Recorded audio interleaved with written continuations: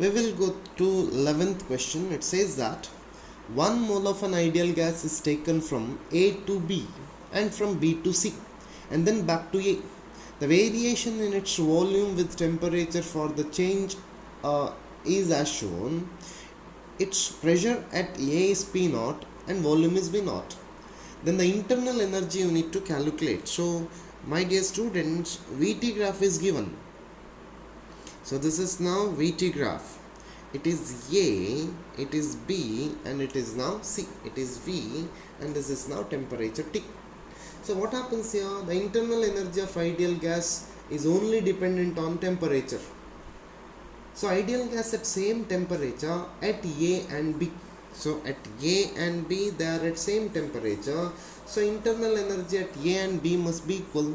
So internal energy UA, that must be equal to UB. So it depends only on temperature. Temperature at this particular point and temperature at this particular point remains same, T. So internal energy must be same. For 11th question, option D is correct. 12th one, for which combination of working temperature of source and sink efficiency of Carnot engine is maximum? Efficiency of Carnot engine is maximum. You know, efficiency of Carnot engine is given by eta is equal to 1 minus T2 divided by T1, or it is T1 minus T2 divided by T1. For all cases,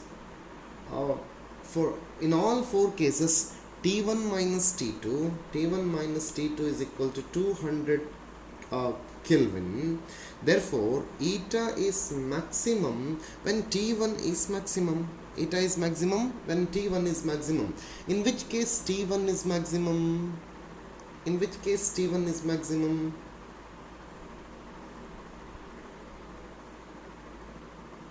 Yes, I mean T1 must be minimum, my dear students. For eta to be maximum, T1 must be minimum.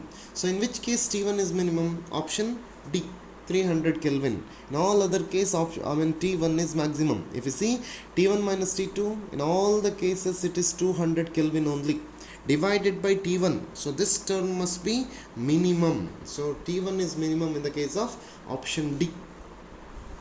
13th question. What is the source temperature of Carnot engine required to get 70% efficiency given the sink temperature? So again, same formula, eta is equal to 1 minus T2 divided by T1. So eta is now 70%. We need to calculate T1 and T2. So eta means 0.7. Eta is 0.7. So now we will calculate. Eta is equal to 0.7. T1 is 27 degree. 27 degree means it is 300 Kelvin. So 0.7 is equal to 1 minus T2 divided by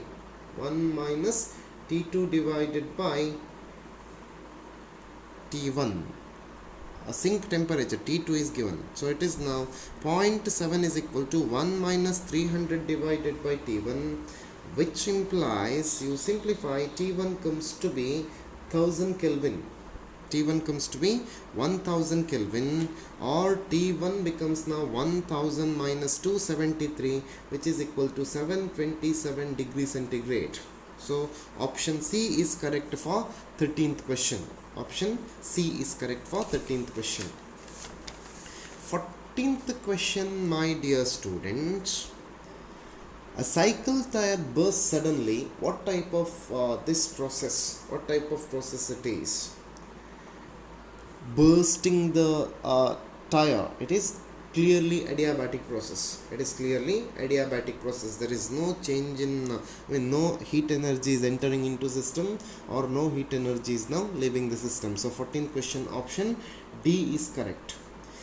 15th question.